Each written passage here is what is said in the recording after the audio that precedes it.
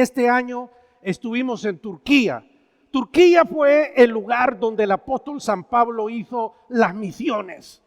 Y de igual manera, 5 veces al día las letanías musulmanas y el cristianismo en ruinas, porque eso es todo lo que queda de las ciudades donde el apóstol Pablo levantó iglesias, ruinas.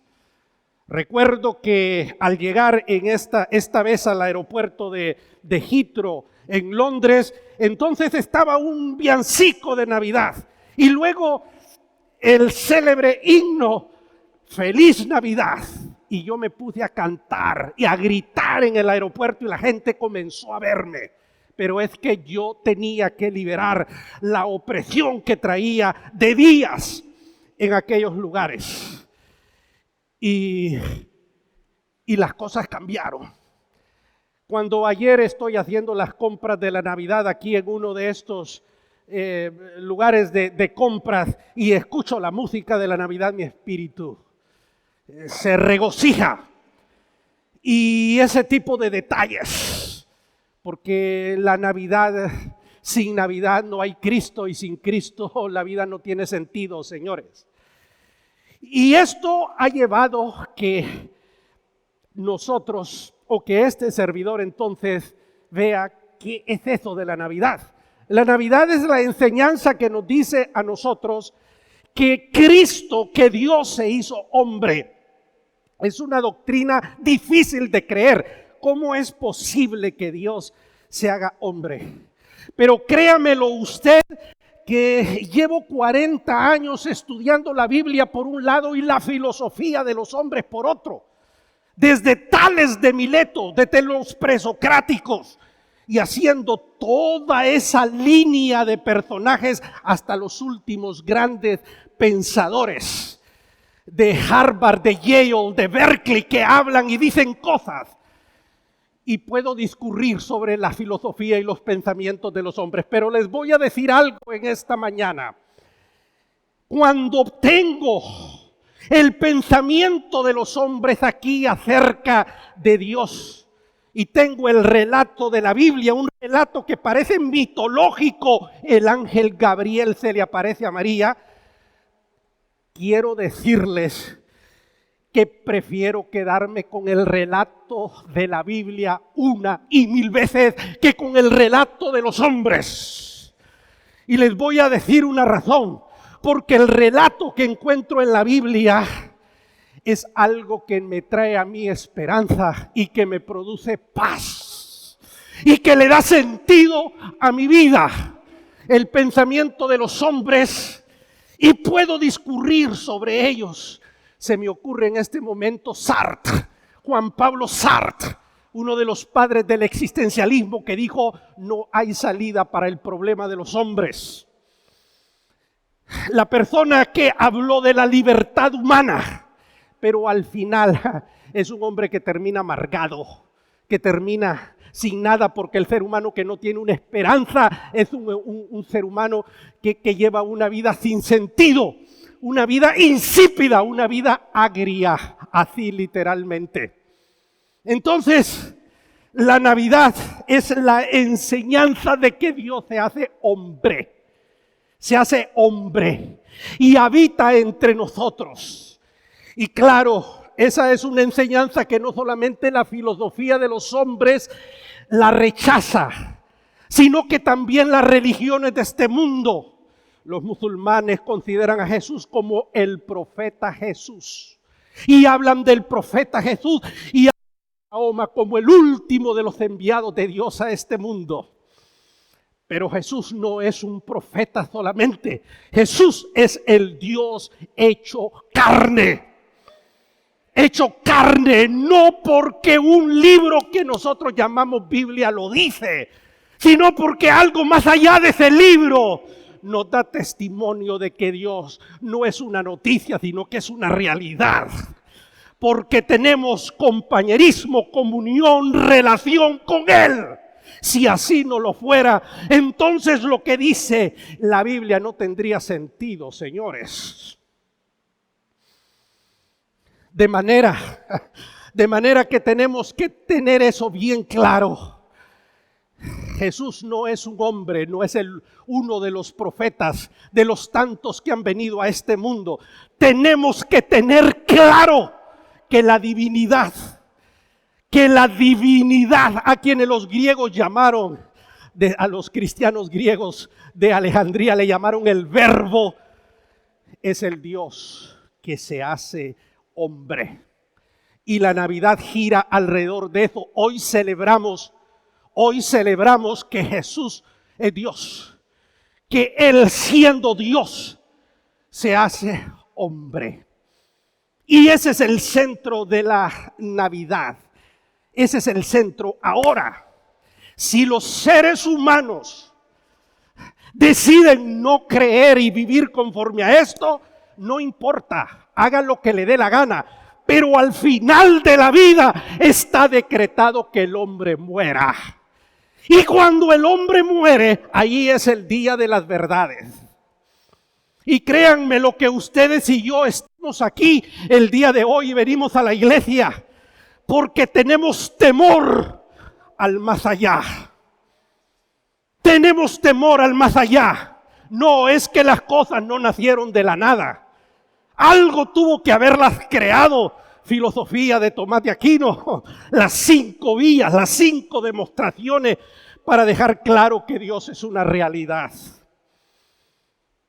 Porque usted y yo tarde o temprano nos vamos a encontrar con esa realidad que nadie puede soslayar de la vida, que es la muerte. Y yo hoy hace 44 años, porque ese es mi otro cumpleaños, Pastor Mancía, hoy hace 44 años, tuve temor al más allá.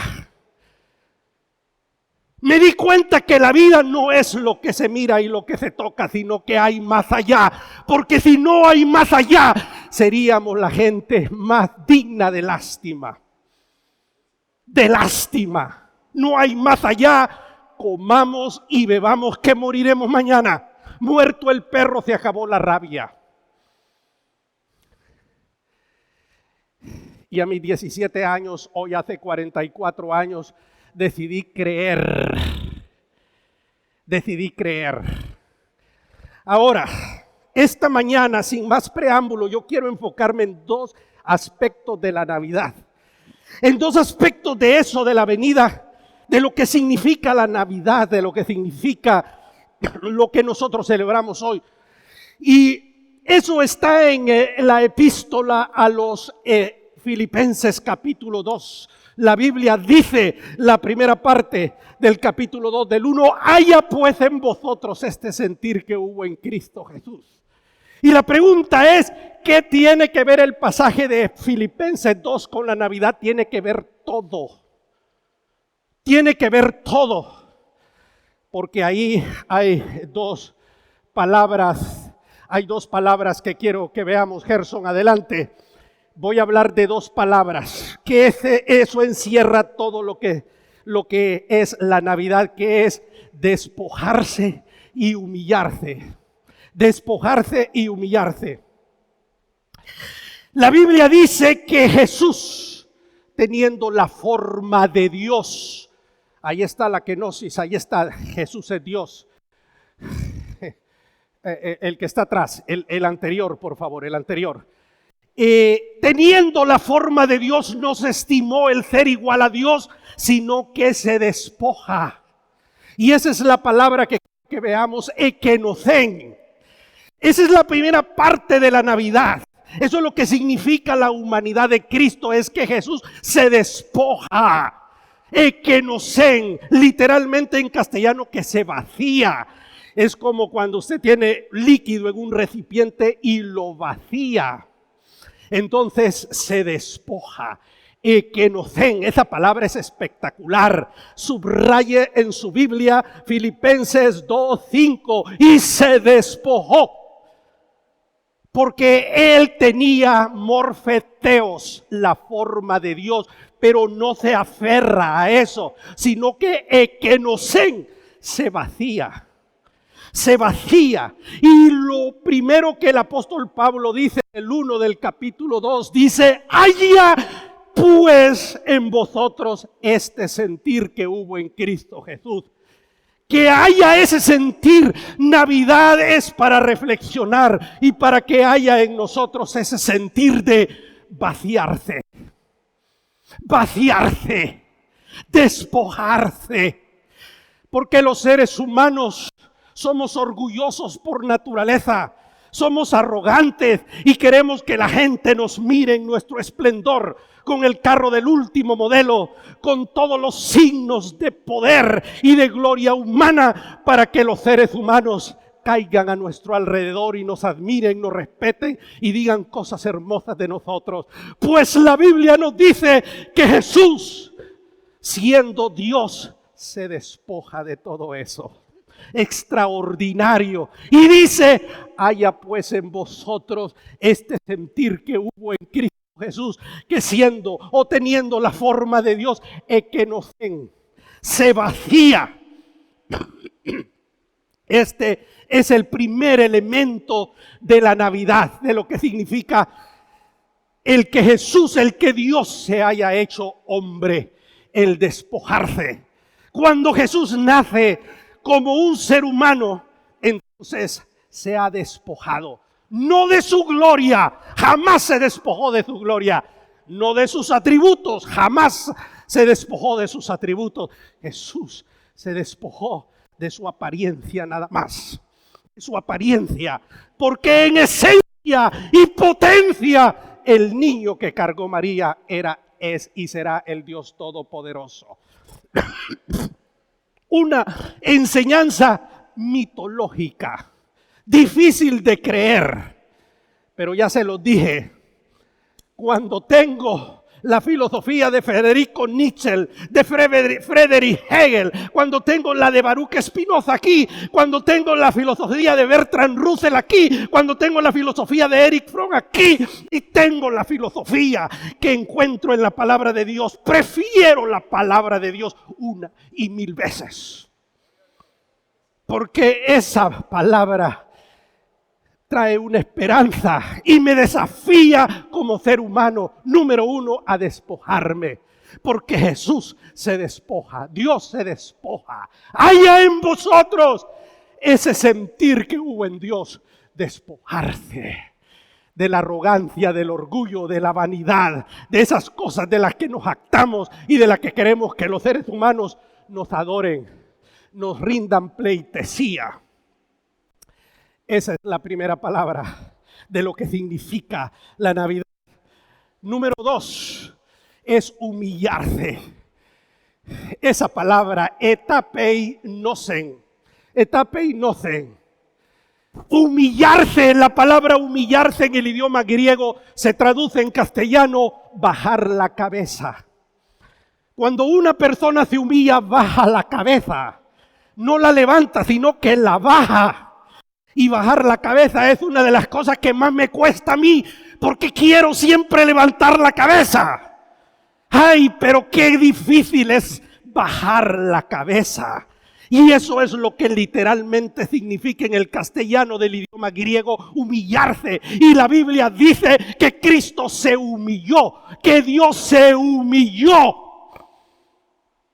Y el hecho de celebrar la Navidad y el hecho de que Jesús, que Dios se hace hombre, estamos hablando, Rebeca, de la humillación de Cristo, de Dios. El haber habitado entre nosotros es una verdadera humillación para Dios. No sé si me estoy dando a entender. Bajar la cabeza. ¿No creen ustedes que es humillante tener que enfrentarse a todas las debilidades, a todas las angustias que tenemos que experimentar los seres humanos en la vida, a toda la ruindad del ser humano? Uno de los teólogos dice que Jesús sufrió más al ver la desgracia del ser humano que por los azotes que recibió antes de morir. El sufrimiento por su carácter santo. El sufrimiento de Jesús por su carácter santo le causó más dolor a él que los azotes que le dieron antes de ser crucificado. ¿Por qué? Porque Jesús, cuando vio cómo el ser humano estaba perdido en sus pensamientos, en su idolatría, en su forma de vivir, entonces sufrió más. Eso es una verdadera humillación. Todos los relatos que encontramos en los evangelios cuando Jesús es confrontado por los religiosos, por los políticos, Jesús está humillado, está en su estado de humillación. Ah, qué extraordinario cuando vemos a Jesús en la cruz del Calvario y está crucificado en medio de dos ladrones, humillado, Rebeca, humillado, con la cabeza para abajo. Pero qué maravilla cuando uno de los ladrones hizo que levantara la cabeza. Qué espectáculo, qué extraordinario. Jesús levantó la cabeza en un momento para ver al hombre que estaba a uno de sus lados y entonces actuar como el soberano que es. Hoy estarás conmigo en el paraíso. La única vez que el hombre hace que Dios levante su cabeza en el momento de la crucifixión es cuando un pecador le pide perdón. Acuérdate de mí cuando estés en tu reino. La salvación de Cristo es una de las doctrinas del cristianismo que más me constriñe, porque yo soy orgulloso por naturaleza, soy arrogante y entonces soy confrontado. Mi pecado es confrontado cuando veo al Jesús, al Dios humillado. Y cuando leo al apóstol Pablo en el 2:1, haya pues en vosotros este sentir que hubo en Cristo Jesús, que siendo Dios se despoja y se humilla. Cuando hoy celebramos la Navidad, estamos celebrando al Dios que se hace hombre, al Dios que se despoja y al Dios que se humilla. Eso es lo que estamos celebrando y eso es lo que tiene que quedar claro en nosotros. Y esto no es para hacer una cuestión de tradición más, es para que lo tengamos claro. ¿Qué significa que Dios se haya hecho hombre? Y repito por enésima vez, prefiero la enseñanza de la Biblia. Una y mil veces prefiero creer que el ángel Gabriel se le apareció a María y le dijo: salve, muy favorecida, bendita eres entre todas las mujeres. El Espíritu vendrá sobre ti y te hará sombra y va a darte, vas a concebir, y eso que vas a concebir, ese es Jesús. Él va a salvar al mundo, al pueblo de sus pecados. Yo prefiero creer eso. Prefiero creer eso que creer lo que los hombres dicen. Eso es así. Conclusiones. Número 1, el nacimiento de Jesús, es decir, la Navidad tiene un significado. No es algo al azar. Yo no lo entendía cuando era un niño. No lo entendía cuando compartíamos regalos y mi madre hacía aquellas celebraciones. No lo entendí. Y aún en la Biblia, cuando leía la Biblia, es complicado entenderlo. Hay que pasar mucho tiempo estudiando el asunto. Y hay que vivir por lo menos un momento, como nos tocó en los países musulmanes, un tiempo sin Navidad. Porque cuando uno no tiene las cosas, Rodolfo, es cuando las aprecia verdaderamente. Es cuando las aprecia verdaderamente. Gracias a Dios por la libertad que tenemos nosotros aquí. El nacimiento de Jesús es la decisión de Dios de hacerse como uno de nosotros. Dios decidió hacerse como uno de nosotros. Tengan claro en su mente que es el acto de amor de Dios más grande. Hacerse uno de nosotros no es algo gratuito. No, eso significa despojarse y humillarse, pero es un acto soberano de Dios por amor a nosotros. Despojarse es una decisión de Dios. 3, la humanidad de Dios es el resultado de una actitud basada en 2 hechos: despojamiento y humillación. Voy a repetir esto: la humanidad de Jesús es eso, el resultado de despojarse y de humillarse, porque nosotros los cristianos creemos que Jesús era 100% Dios y 100% hombre, unión de 2 naturalezas. No hubo debates sobre eso, si era o no era hombre realmente. Sí, los gnósticos dijeron que no era hombre, que lo que mirábamos era la apariencia y surgió una herejía, el docetismo, pero nosotros creemos que Jesús era de carne y de hueso, que sentía igual que nosotros y experimentaba igual que nosotros, pero en esencia y en potencia era Dios, es Dios y será Dios siempre. Y la iglesia debatió por eso, y es que no hay otra explicación. El que ha visto al Padre, el que me ha visto a mí, ha visto al Padre. El Padre y yo somos la misma persona. Yo soy el camino, soy la verdad y soy la vida. No puede haber otra explicación. 4. Despojarse es la pérdida de algo que se posee. El mensaje de Dios para la iglesia es: despojémonos. Equenosen, vaciémonos, haya pues en vosotros este mismo sentir que hubo en Cristo Jesús, que siendo en la forma de Dios no se aferró al morfeteo, sino que tomó morfedoilos. Doilos significa siervo, esclavo. Jesús se hizo siervo. No he venido para ser servido, he venido para servir.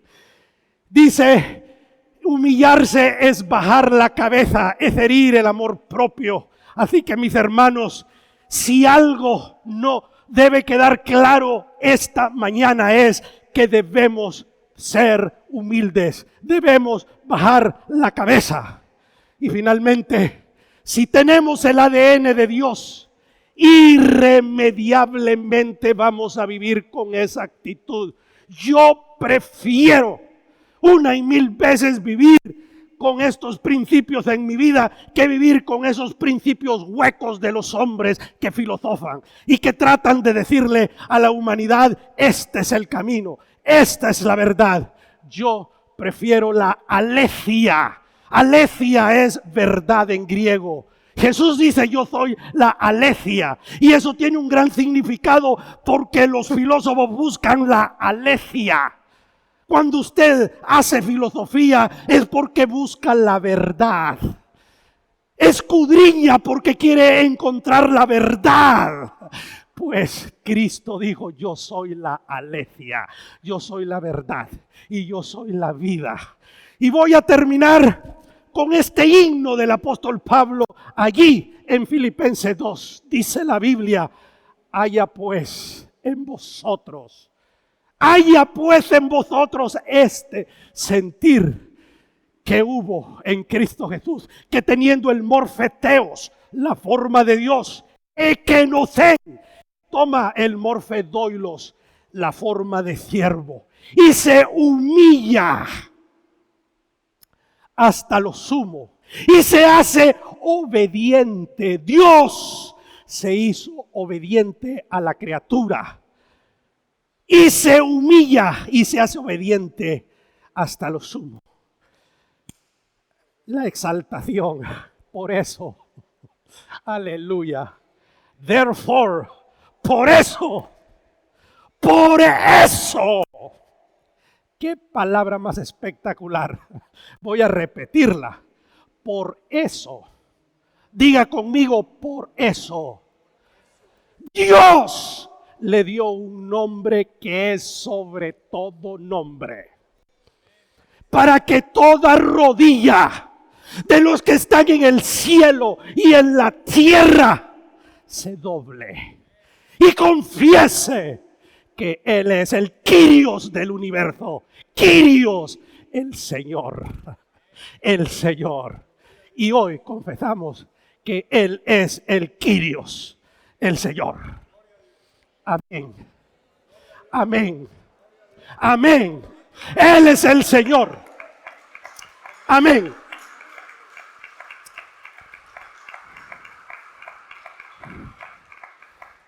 Puestos en pie, por favor. Yo voy a orar. Y voy a hacer la invitación que me hicieron hace 44 años. Porque yo no sé si hay otra persona como yo, con otro nombre, a quien Dios le va a hacer el mismo llamado que Dios me hizo hace 48 años. 44, perdón. Cierra tus ojos. Si Dios habló a tu vida esta mañana, si Dios habló a tu vida y tú has andado buscando la alegia, la verdad, aquí y allá, esta mañana has escuchado que Cristo es la verdad. Él es la verdad. No hay necesidad de buscar más. Él es la verdad. Y yo quiero invitarte a que recibas a Jesús en tu corazón. Yo quiero invitarte a que le digas: Señor, perdona mis pecados. Yo quiero invitarte a que le des a Dios la oportunidad de hacer de ti una nueva persona. Ahí donde estás, con tus ojos cerrados, dile: Señor, perdóname. Perdona mi negligencia, mi insensibilidad. Esta mañana, gracias por tu palabra. Te pido perdón, Señor. Recuerda que el ladrón que pidió perdón hizo que Jesús levantara su cabeza. Te pido perdón, Señor, y te recibo como a mi Salvador personal. Y te recibo como a mi Salvador personal. En el nombre de Jesús. Si tú has hecho esta oración, si hay un ser humano aquí en este lugar que ha hecho esta oración y quiere que yo ore por ti, yo voy a orar por ti. Hay alguien aquí que dice: Pastor Raúl, ora por mí, por favor. ¿Hay alguien?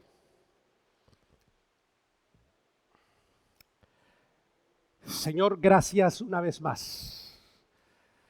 La invitación fue hecha y mi oración es que no haya paz en el corazón de nadie que no tenga la verdad en sus vidas. Gracias por haberte hecho hombre. Celebramos ese acto el día de hoy y te damos gracias por nuestra libertad.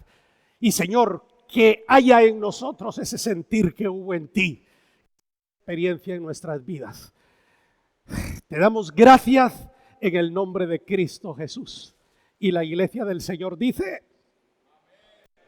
Y la iglesia de Dios dice: amén.